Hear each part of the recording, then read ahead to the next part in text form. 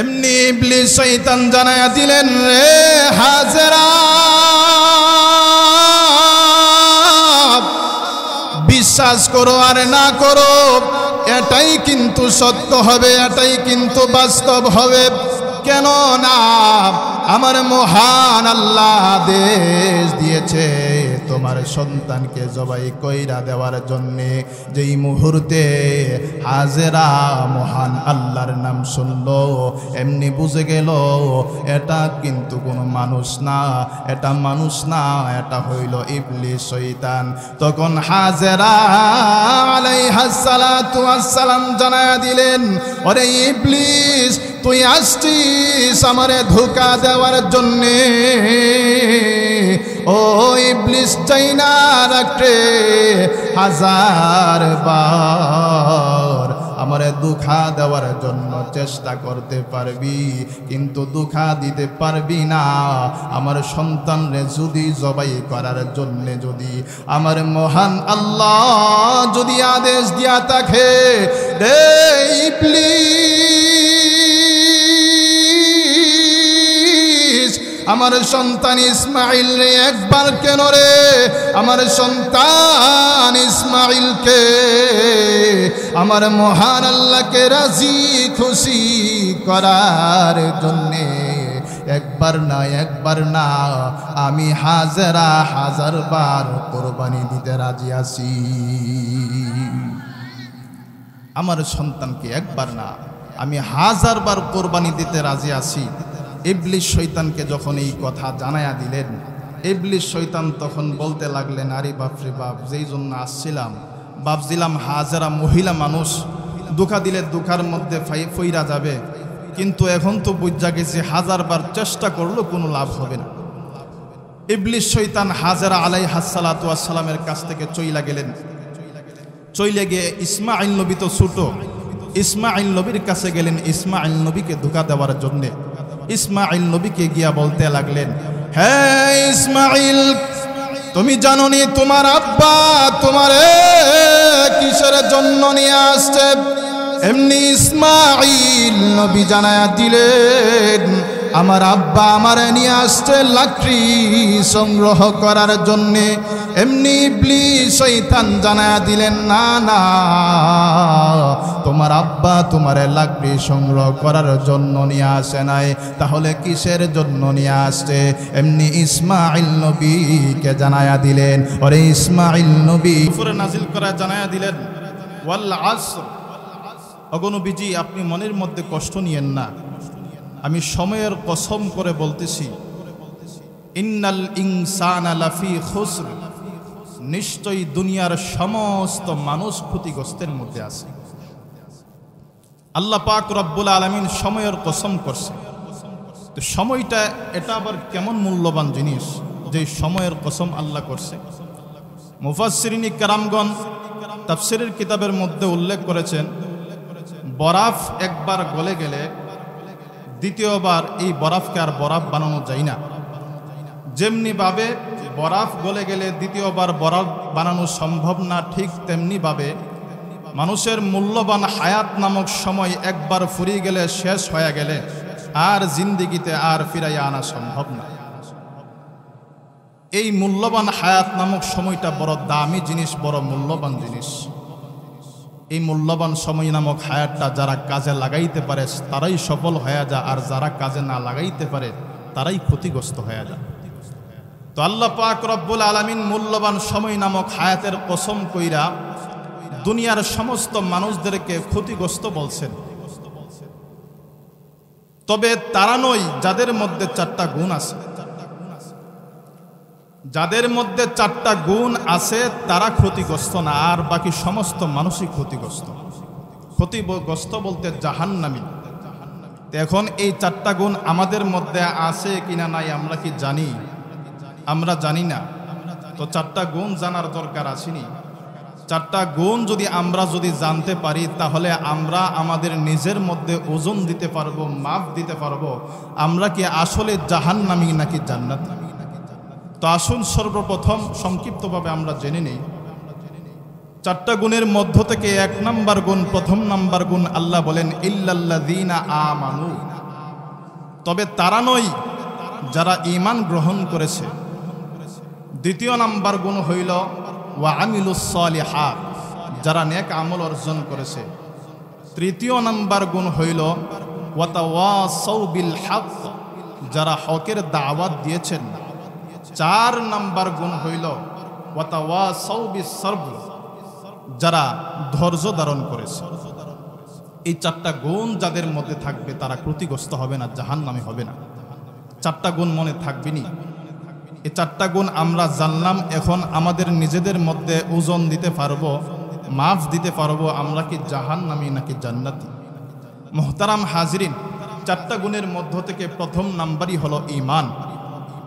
এই ঈমান আমরা যারা গ্রহণ করেছি, এই ঈমানের উপর অটল থাকতে হবে, মজবুত থাকতে হবে। সর্বদা সর্ব অবস্থায় ঈমানের উপরে অটল থাকতে হবে, পরিপূর্ণ করতে হবে আমাদের ঈমানকে। ঈমান আনছি বললে কিন্তু চলবে না। তো আমাদের ঈমানটাকে পরিপূর্ণ কিভাবে করব? পরিপূর্ণভাবে যদি ঈমান আমরা করতে চাই, অটল যদি থাকতে চাই, তাহলে দ্বিতীয় নাম্বার নসিহতের উপর আমল করতে হবে। দ্বিতীয় নাম্বার নসিহত হইল নেক আমল। নেক আমল কাকে বলা হয়? এই পৃথিবীর মধ্যে আল্লাহকে রাজি খুশি করার উদ্দেশ্যে যত ভালো কাজ আছে, সমস্ত ভালো কাজকেই নেক আমল বলা হয়। তবে নেক আমলের মধ্য থেকে, সমস্ত নেক আমলের মধ্য থেকে সবচাইতে বড় নেক আমলের নাম হলো নামাজ। এখন ঈমান আনলাম, ঈমানের উপর অটল থাকার জন্য চেষ্টা করলাম, নামাজ আদায় করলাম না, তাহলে কি আমাদের ঈমান পরিপূর্ণ হবে? ঈমানকে পরিপূর্ণ করতে গেলে, ঈমানের উপর অটল থাকতে গেলে আমাদেরকে সহি শুদ্ধভাবে নামাজের সময় হয়ে গেলে, নামাজের ওয়াক্ত হয়ে গেলে নামাজের মধ্যে গিয়া দাঁড়ায়া যাইতে হবে। সহি শুদ্ধভাবে ওয়াক্ত মতে আমাদেরকে নামাজগুলো আদায় করতে হবে। নামাজ আদায় করতে হবে, হারাম ছাড়তে হবে, সুদ ছাড়তে হবে। মুহতারাম হাজিরিন, যত ধরনের নেক আমল আছে সমস্ত নেক আমল করতে হবে, গুনাহের কাজ ছাড়তে হবে। সর্বপ্রথম ঈমানের উপর অটল থাকতে গিয়ে নেক আমল অর্জন করতে হবে। ঈমান আনছি বললেই চলবে না। ঈমান আনছি এই কথা বইলা শেষ না। ঈমান গ্রহণ করেছি, এরপরে নেক আমল অর্জন করতে হবে। নেক আমল অর্জন করার পর 3 নম্বর নসিহত, 3 নম্বর গুণ ওয়া তাওয়াসাউ বিল হক, হকের দাওয়াত দিতে হবে। অর্থাৎ আমি যে ঈমান গ্রহণ করেছি, নেক আমল করছি, তাহলে আমি নিজে করলেই চলবে? নিজে করলেই চলবে না। মানুষদেরকে ঈমানের উপর, আমি যে ঈমান গ্রহণ করেছি এই ঈমানের উপরে এবং নেক আমল যে করছি এই নেক আমলের উপরে মানুষদেরকে দাওয়াত দিতে হবে। আর এই দাওয়াত দিতে গিয়া জুলুম অত্যাচার আসতে পারে, বিপদ আসতে পারে, মুসিবত আসতে পারে, অভাব অনটন আসতে পারে। তখন কিন্তু ভাঙ্গা পড়লে চলবে না, মজবুত থাকতে হবে, শক্ত থাকতে হবে। কেননা ঈমানওয়ালারা, ঈমানদাররা যারা ছিল, যারা পরিপূর্ণ মুমিন যারা ছিল, তারা যত রকমের বিপদে আসছে, যত রকমের মুসিবতে আসছে, সমস্ত মুসিবতের মধ্যে তারা সর্বদা সর্ব অবস্থায় অটল থাকছে। কেননা তাদের মধ্যে পরিপূর্ণ ঈমান ছিল। তার বাস্তব একটা ঘটনা আপনাদেরকে শোনাই। আল্লাহর পয়গম্বর হযরত ইব্রাহিম আলাইহিস সালাতু ওয়াস সালাম, যত নবীগণ ছিল সমস্ত নবীগণদের মধ্য থেকে সবচাইতে আল্লাহ পরীক্ষা করছে বেশি হযরত ইব্রাহিম নবীকে। তো ইব্রাহিম আলাইহিস সালাতু ওয়াস সালামকে স্বপ্নে যোগে আদেশ দিয়া দিলেন, হে আমার পয়গম্বর, আপনি আপনার প্রিয় বস্তুটাকে কোরবানি করুন। ইব্রাহিম নবী রাত্রিবেলা স্বপ্ন দেখছে, দিনের বেলা উনি 200 উট কোরবানি করলেন। আবার পরের রাত্রিবেলা আবার উনি স্বপ্নে যোগে এই আদেশ পাইলেন, পরের দিন আবার 200 উট কোরবানি করলেন। আবার পরের রাত্রিতে এই স্বপ্ন দেখলেন, আবার পরের দিনে উনি 200 উট কোরবানি করলেন। চতুর্থ রাত্রিতে যখন আবার এই স্বপ্ন দেখলেন, তখন বলতে লাগলেন, আমার প্রিয় বস্তু বলতে উট ছিল, উট তো সবগুলা কোরবানি করে দিয়েছি, আর তো উট বলতে কোনো কিছু নাই, এখন আর কি কোরবানি করব। তখন জানাইয়া দিলেন, এই পৃথিবীর মধ্যে আপনার প্রিয় বস্তু বলতে কি শুধু উটই, নাকি অন্য কিছু, অন্য আরও কিছু আছে? তখন ইব্রাহিম নবী বলতে লাগলেন, এই পৃথিবীর মধ্যে সবচাইতে প্রিয় বস্তু হইল সন্তান। তখন জানাইয়া দিলেন, আল্লাহ পাক রব্বুল আলামিন আপনার সন্তানকেই কোরবানি করার জন্য আদেশ দিয়েছেন। ইব্রাহিম আলাইহিস সালাতু ওয়াস সালাম আল্লাহর আদেশ মাইনা আল্লাহর আদেশের কথা শুইনা উনি ওনার সন্তানকে কোরবানি করার জন্য প্রস্তুতি নিয়ে নিলেন, রাজি হয়ে গেলেন, বাড়িতে চলে গেলেন, সন্তানকে সাজাইয়া গুছাইয়া লইয়া রওনা করে ফেললেন আল্লাহর আদেশ পালন করবে।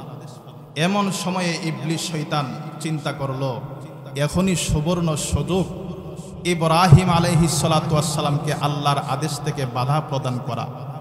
ইব্রাহিম নবীকে যদি আল্লাহর আদেশ থেকে যদি বাধা প্রদান যদি করতে পারি, ইব্রাহিম নবীকে যদি গুমরাহ যদি বানাইতে পারি, ইব্রাহিম নবীর যত সন্তান আছে সমস্ত সন্তানকে গুমরাহ বানাইতে সহজ হবে। এই কথা চিন্তা কইরা সর্বপ্রথম হাজেরা আলাইহিস সালাতু ওয়াস সালামের কাছে ইবলিস শয়তান গেলেন, গিয়া বলতে লাগলেন, হে আল্লাহর নবীর স্ত্রী হাজেরা, তোমার স্বামী তোমার সন্তান রে লইয়া কোথায় গিয়েছে তুমি কি জানো নি?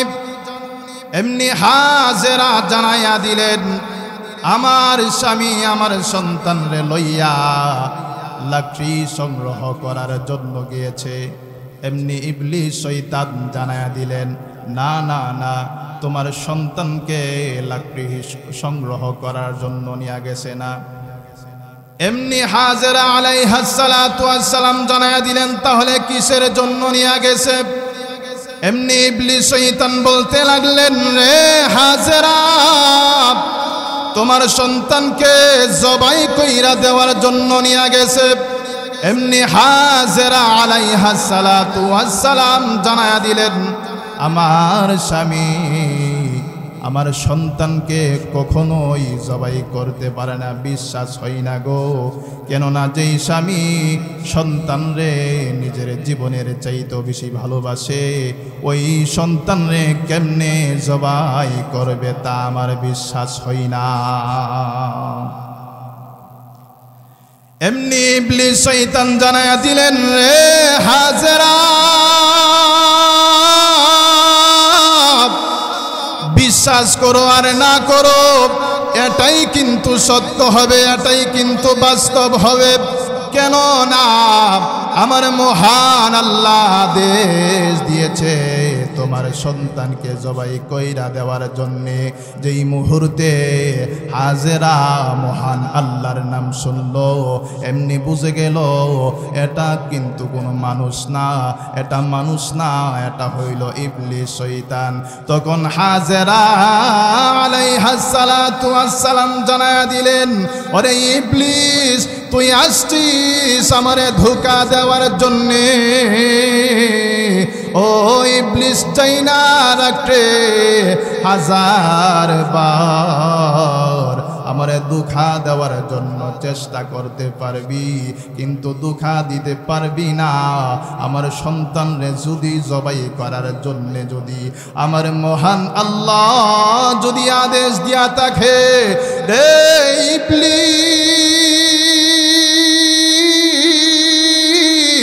আমার সন্তান ইসমাইল রে একবার কেন রে, আমার সন্তান ইসমাইলকে আমার মহান আল্লাহকে রাজি খুশি করার জন্যে একবার না একবার না আমি হাজেরা হাজার বার কোরবানি দিতে রাজি আছি। আমার সন্তানকে একবার না আমি হাজার বার কোরবানি দিতে রাজি আছি। ইবলিস শয়তানকে যখন এই কথা জানায়া দিলেন, ইবলিস শয়তান তখন বলতে লাগলেন, আরে বাপরে বাপ, যেই জন্য আসছিলাম ভাবছিলাম হাজেরা মহিলা মানুষ, ধোঁকা দিলে ধোঁকার মধ্যে ফইরা যাবে, কিন্তু এখন তো বুঝা গেছে হাজার বার চেষ্টা করলেও কোনো লাভ হবে না। ইবলিস শয়তান হাজেরা আলাইহিস সালাতু ওয়াস সালামের কাছ থেকে চইলা গেলেন। চইলে গিয়ে ইসমাইল নবী তো ছোট, ইসমাইল নবীর কাছে গেলেন ইসমাইল নবীকে ধোঁকা দেওয়ার জন্যে। ইসমাইল নবীকে গিয়া বলতে লাগলেন, হ্যাঁ ইসমাইল, তুমি জানো নি তোমার আব্বা তোমারে কিসের জন্য নিয়ে আসছে? এমনি ইসমাইল নবী জানায়া দিলেন, আমার আব্বা আমারে নিয়ে আসছে লাকড়ি সংগ্রহ করার জন্যে। এমনি ইবলিস শয়তান জানায়া দিলেন, না না, তোমার আব্বা তোমারে লাকড়ি সংগ্রহ করার জন্য নিয়ে আসে নাই, তাহলে কিসের জন্য নিয়ে আসছে? এমনি ইসমাইল নবীকে জানায়া দিলেন, ওরে ইসমাইল নবী, ও ইসমাইল, তোমার আব্বা তোমারে জবাই কইরা দেওয়ার জন্য নিয়ে আসছে। এমনি ইসমাইল বলতে লাগলেন, না না, আমার বিশ্বাস হয় না, আমার ইয়াকিন হয় না, কেননা আমার আব্বা আমারে নিজের জীবনের চাইতেও বেশি ভালোবাসে, আমার ইয়াকিন হয় না। এমনি ইবলিস শয়তান জানায়া দিলেন, রে ইসমাইল, বিশ্বাস করো আর না করো, মহান আল্লাহ তোমার আব্বারে আদেশ দিয়েছে তোমারে জবাই কইরা দেওয়ার জন্যে।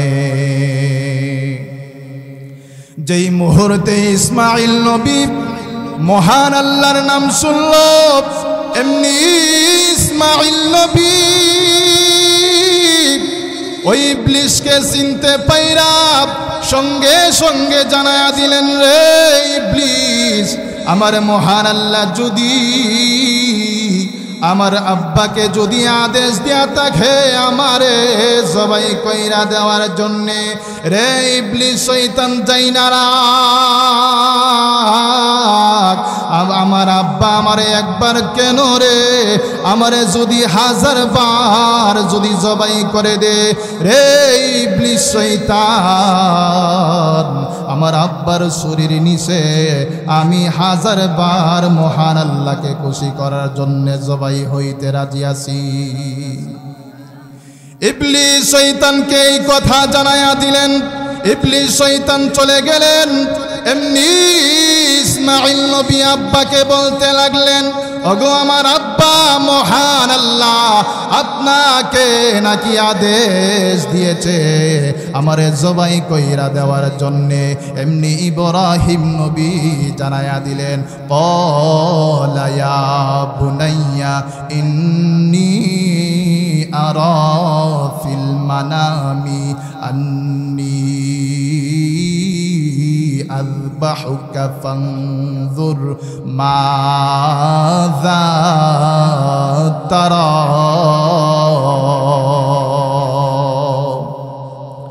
ওরে আমার কলিজার সন্তান ইসমাঈল, আমি স্বপ্নে যুগে দেখছি রে, আমার মহান আল্লাহ আমার আদেশ দিয়েছে তোমারে জবাই কইরা দেওয়ার জন্যে। এমনি ইসমাঈল নবী জানায়া দিলেন, আব্বা গো, ও আমার আব্বা, আমার মহান আল্লাহর আদেশ আপনি পূরণ করুন। ইব্রাহিম নবীকে যে এই কথাটা বলেছে, আমার মহান আল্লাহ কোরআনুল কারীমের মধ্যে এই কথাটা তুলে ধরেছে, ক্বালা ইয়া আবাতি ফাআল মা তুমার সাতাজিদুনি ইনশাআল্লাহু মিনাস সাবিরিন।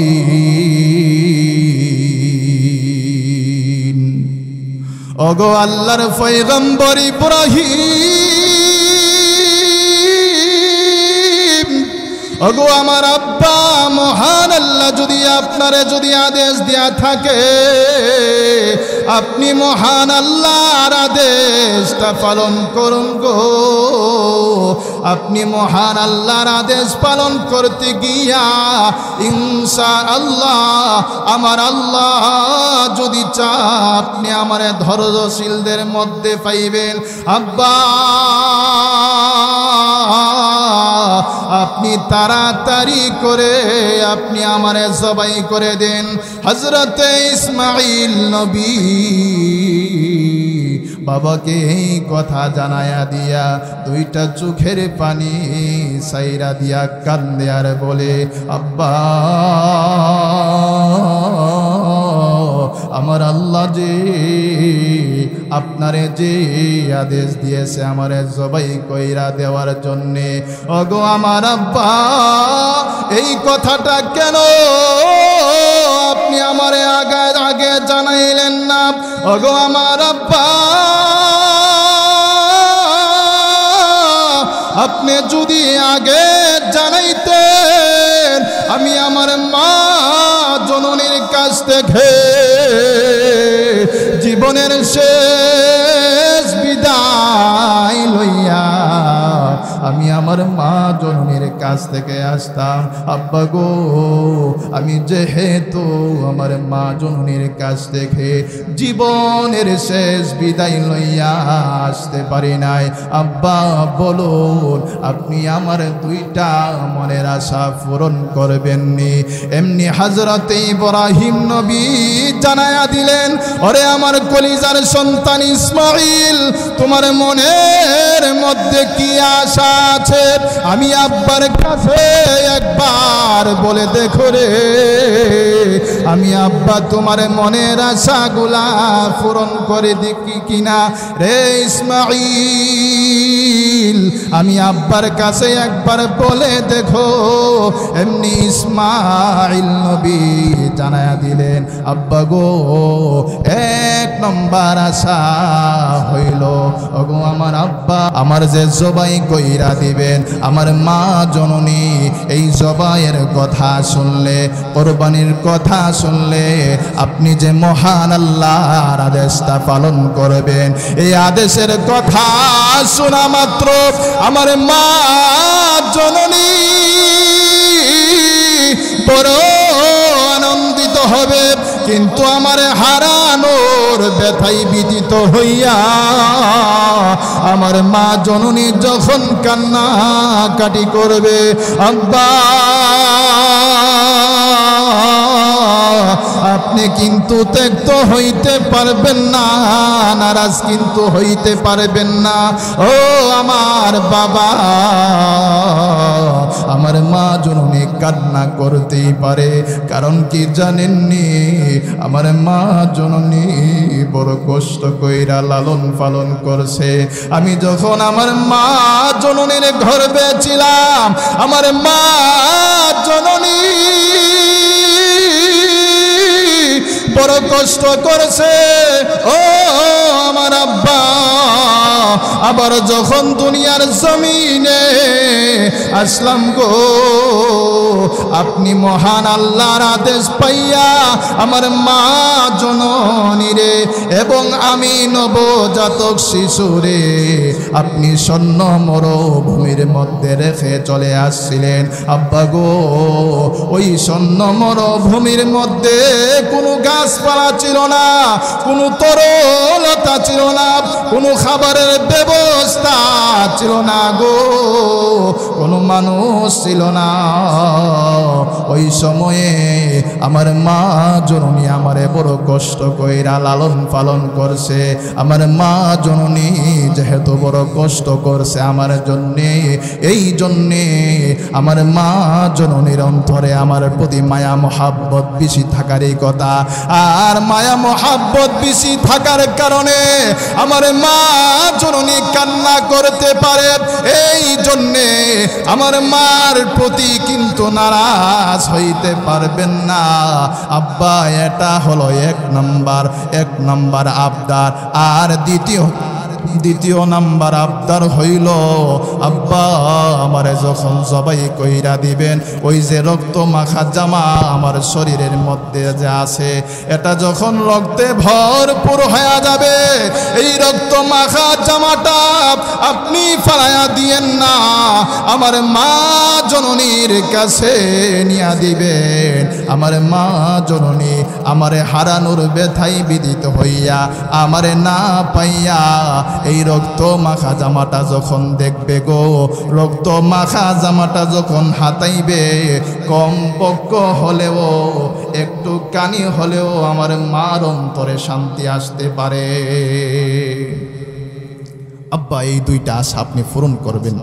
ইসমাঈল নবী তখন বলতে লাগলেন, ঠিক আছে, তোমার এই দুইটা মনের আশা আমি পূরণ করব। এবার বলো, আমি যে তোমার যে জবাই করব, কোন পদ্ধতিতে জবাই করলে তোমার কষ্ট কম হবে, তোমার ব্যথা কম লাগবে? তখন ইব্রাহিম আলাইহিস সালাতু ওয়াস সালামকে ইসমাঈল নবী জানায়া দিলেন, হে আমার আব্বা, আপনি দুইটা পদ্ধতিতে আমারে জবাই করবেন। এক নাম্বার পদ্ধতি হলো আমারে জবাই করার আগে আমার হাত পা গুলা আগে টাইট কইরা বান মারবেন। আব্বা, মানুষের কষ্টটা বড় কষ্টদায়ক, মানুষের মৃত্যুটা বড় কষ্টদায়ক। মৃত্যুর সময় মানুষের হুঁশ থাকে না। আমার যখন মৃত্যু হয়ে যাবে, আমার যখন জবাই করে ফেলবেন, ওই সময় আমার হুঁশ নাও থাকতে পারে। আর বেহুশ অবস্থায় আমার হাত পা গুলা যদি আপনার শরীরের মধ্যে যদি লাইগা যা, আপনার সঙ্গে বিয়াদবি হয়ে যাবে। আর যদি আপনার সঙ্গে বিয়াদবি হয়ে যা, আমার আল্লাহর কাছে আমি দোষী হয়ে যাব, আমার আল্লাহর কাছে আমি শর্মিন্দা হয়ে যাব। আমি আল্লাহর কাছে শর্মিন্দা হতে চাই না। এই জন্য সর্বপ্রথম পদ্ধতি, আমার হাত পা গুলা আপনি সর্বপ্রথম বাইন্দা নিয়েন। এটা হলো 1 নম্বর পদ্ধতি। আর 2 নম্বর পদ্ধতি হইল, আমার জবাই করার আগে হাত পা গুলা বাইন্দা আপনি আপনার 2টা চোখ ভালো কইরা টাইট মাইরা বান মারবেন। কেননা যদি বান যদি না মারেন, আমারে জবাই করার সময় আমার চেহারার প্রতি আপনার নজরটা পড়তে পারে। আমি যেহেতু আপনার সন্তান হিসাবে আপনার দিলের মধ্যে আমার প্রতি আপনার অন্তরের মধ্যে মায়া মোহাব্বত থাকারই কথা আছে। এই মায়া মোহাব্বতের কারণে দেখা গেছে আমার চেহারার দিকে নজর পড়লে মোহাব্বত যদি চলে আসে, আল্লাহর আদেশটা পালন করতে অসুবিধা হয়ে যাবে। আর আল্লাহর আদেশটা যদি পালন করতে যদি অসুবিধা হয়ে যায়, আল্লাহ পাক রব্বুল আলামিন আপনার প্রতি নারাজ হয়ে যাইবে। এই জন্য আমি চাই না মহান আল্লাহ আপনার প্রতি নারাজ হোক। এই জন্য আপনি সর্বপ্রথম আপনার 2টা চোখ ভালো কইরা বান মারবেন। ইব্রাহিম নবী সন্তানের এই 2টা পদ্ধতি উনি গ্রহণ করলেন। সর্বপ্রথম সন্তানের হাত পাগুলা ভালো কইরা টাইট কইরা বান মারলেন।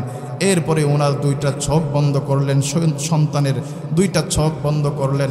বন্ধ কইরা ইব্রাহিম নবী ছুরি লিয়া গেছে। ছুরি লইয়া সন্তানের গলার মধ্যে যেই মুহূর্তে ছাড়াইয়া দিবে, ওই মুহূর্তে মহান আল্লাহ পাক রব্বুল আলামিন ওই ছুরিকে আদেশ দিয়া দিলেন, রে ছুরি সাবধান হয়ে যা, সাবধান। আমার বন্ধু ইব্রাহিম নবীর সন্তানের গলা কাটবে। ওই সন্তান আমার বন্ধু ইসমাইলের গলা কাটবে তো দূরের কথা, একটা ফসমও যাতে না কাটে। আল্লাহ আদেশ দিয়া দিছে। ইব্রাহিম নবী গলার মধ্যে ছুরিও চালাইয়া দিছে। এই যে ছুরি চালাইছে, ফুসাইতে একবারে খাইল হয়ে গেছে, কিন্তু গলা তো আর কাটে না। ইব্রাহিম নবী রাগান্বিত হইয়া ছুরিটাকে ডিল মাইরা দূরে ফালাইয়া দিলেন। দূরে ফালাইয়া দিয়া ইব্রাহিম নবী চোখের বান করলেন। ছুরিটা কোথায় গিয়া পড়ছে দেখি লক্ষ্য করে। যখন বান করলেন চোখের, লক্ষ্য করে দেখে এই ছুরিটা গিয়া যায় পড়ছে একটা পাথরের উপরে। পাথরের উপরে পড়ার কারণে ছুরির ধারের কারণে পাথরটা কাইটা 2 ভাগ হয়ে গেছে। ইব্রাহিম নবী আশ্চর্য হয়ে গেলেন, বড় পেরেশান হয়ে গেলেন। এত ধারালো ছুরি নিয়ে আসছি, সন্তানের গলার মধ্যে এত জোরে ফুসাইছি, এরপরও সন্তানের গলা কাটে না, কি ব্যাপার? ওই মুহূর্তে মহান আল্লাহ পাক রব্বুল আলামিন ওই ছুরির জবান খুলে দিলেন। ছুরি তখন বলতে লাগলেন, ও আল্লাহর পয়গম্বর, আপনি চেষ্টা করছেন একবার, আর আমার মহান আল্লাহ আমার 70 বার নিষেধ দিছে যাতে আপনার সন্তানের গলা যাতে না কাটি। মুহতারাম হাজরিন, ইব্রাহিম নবী তখনও আবার উনি চিন্তা করলেন, আবার চেষ্টা কইরা দেখি আল্লাহর আদেশটা পূরণ করা যায় কিনা। আবার ছুরিটা হাতে নিলেন। হাতে নিয়া যেই মুহূর্তে ছুরি চালাইয়া দিবে, ওই মুহূর্তে মহান আল্লাহ পাক রব্বুল আলামিন জিবরাইল আলাইহিস সালাতু ওয়াস সালামকে আদেশ দিয়া দিলেন, রে জিবরাইল, জান্নাতের ভিতর দেখে জান্নাতি একটা দুম্বা লইয়া তাড়াতাড়ি করে দুনিয়ার জমিনে যা। ওরে জিবরাইল, আমার বন্ধু ইব্রাহিম নবী তার সন্তানের গলার মধ্যে ছুরি চালানোর আগে আগে তাড়াতাড়ি করে জান্নাতের ভিতর থেকে দুম্বা লইয়া ইসমাইল নবীর গলার উপরে গিয়া ধরে দে, যাতে ইসমাইলের গলা যাতে না কাটে। হযরতে জিবরাইল আমিন বড় পেরেশান হয়ে গেলেন, বড় টেনশনের মধ্যে পড়ে গেলেন। আমার মহান আল্লাহ যে আমারে আদেশ দিয়েছে ইব্রাহিম নবী গলার উপরে ছুরি ধরে রাখছে, মুহূর্তের ভিতরেই গলার মধ্যে ছুরি চালায়া দিতে পারে। এই অল্প সময়ের ভিতরে আমি কেমনে জান্নাতের ভিতর থেকে দুম্বা আইনা শরীর নিচে ধরব গো? আমি তো মহান আল্লাহর আদেশ তো পালন করতে পারবো না। জিবরাইল আমিন বড় টেনশনের মধ্যে পড়ে গেলেন, বড় পেরেশানের মধ্যে পড়ে গেলেন। জিবরাইল আমিন জান্নাতের ভিতরে তাড়াতাড়ি করে চলে গেলেন। জান্নাতের ভিতর থেকে জান্নাতি একটা দুম্বা লইয়া উনি তাড়াতাড়ি করে দুনিয়ার জমিনের দিকে ওনার 600 নূরের পাখা একসঙ্গে টান মারল গো। টান মারার সময় উনি তাকবীর দেওয়া আরম্ভ করলো, আল্লাহু আকবার, আল্লাহু আকবার। এই তাকবীরের আওয়াজটা আমার মহান আল্লাহ দুনিয়ার জমিনে ইব্রাহিম নবীর কানের মধ্যে পৌঁছায়া দিল গো।